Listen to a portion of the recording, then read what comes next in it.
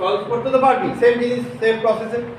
এইটা ঠিক একই ভাবে স্কোয়ারিং বোথ সাইড করে আমরা কি পাবো, y মাইনাস z পাবো, যেটা তোরা নিজেরা খাতায় করছিস কেটে খা, আর একটা পাবো into y plus z minus a equals to 0 পাবো তো। এখন আমি এটা দেখতে চাইছিলাম, মানে আমি ভেবেছিলাম প্রত্যয় করবে কোশ্চেনটা বা ও করবে কোশ্চেনটা, ও দেখলাম করে নিয়েছে। আর তোর অ্যাঙ্গেল থেকে কোশ্চেনটা করার উচিত ছিল, কারণ যেভাবে প্রত্যয় চিন্তা ভাবনাগুলো করে সেই চিন্তা ভাবনা কিন্তু এটা ও ডেভেলপ করলো না। সেটার কারণ হচ্ছে আমি বলছিলাম y minus z equals to 0, বারবার বলছি অর, বারবার কি বলছি অর। তার মানে আমি চাইছিলাম তোরা এই অ্যাঙ্গেল থেকে ভাবতে, আইদার এটা 0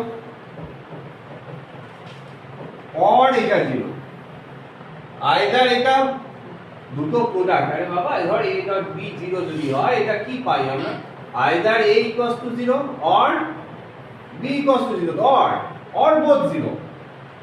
তাহলে আমি তো এই কন্ডিশনটা ও তো কোশ্চেন করতেই পারতো, স্যার আপনি কোন সাহসে এইটাকে 0 ধরলেন নিয়ে বসিয়ে দিলেন, আমি বললাম উত্তরটা আমি কিন্তু এখন বলবো না। তাহলে আপনি এই x সমান y এটা কোন সাহসে আপনি ডাইরেক্ট উত্তরে বসিয়ে বলে দিলেন এই যে এটা 0, এটা তো নাও হতে পারে। তার জন্য তো এই x plus y equals to a এটাও হতে পারতো। তখন আমি বললাম ঠিক আছে বাবু, আমরা দুটো কেসে হিসাব করব।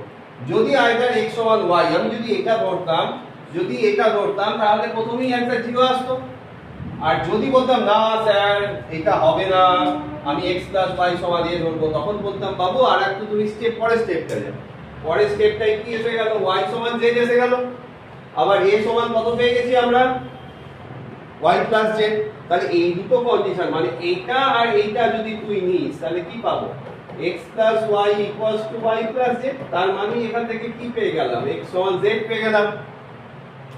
তাহলে আলটিমেট আমরা কি পেলাম, x equals to y equals to z, এটাও পেয়ে যেতে পারি। যদি আমি এইটা আর এইটা নিই তাহলে আমি x সমান y সমান z নিচ্ছি, তার মানে ওভারঅল এইটার ভ্যালুটা কত বেরিয়ে যাবে, 0 হয়ে যাবে। আর সেকেন্ড কেসটা যদি আমরা নিই, সেকেন্ড কেসটা কি নিলাম, আমি বললাম না স্যার ওইটা 0 করতে পারবো না, তাহলে y প্লাস z সমান x প্লাস y, এখান থেকে আমি পেয়ে গেলাম x সমান z, তার মানে x মাইনাস z সমান 0। যে কোনো একটা নাম্বারে x মাইনাস z সমান 0 বসিয়ে দিয়ে आंसर কত আসবে, 0 আসবে। আমি ভেবেছিলাম তুই ওই কোশ্চেনটা অন্তত পড়, ওইটা তুই বললি।